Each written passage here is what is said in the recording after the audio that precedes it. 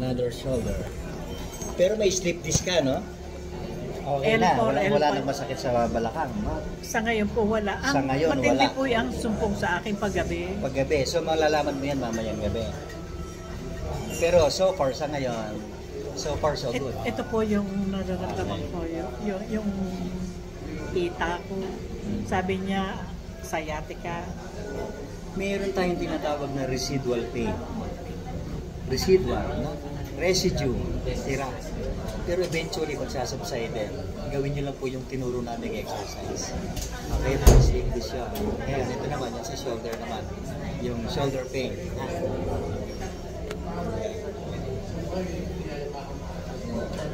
Dapat mo na yung mga sakit mo namin. Enjoy lang wala sa'yo. Lahat pinakyaw mo. Pinakyaw yung sakit.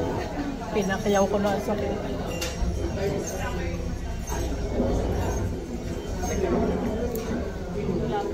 Wala din.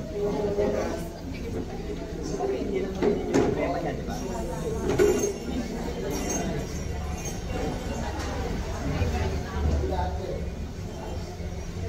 Yan o ito, masakit.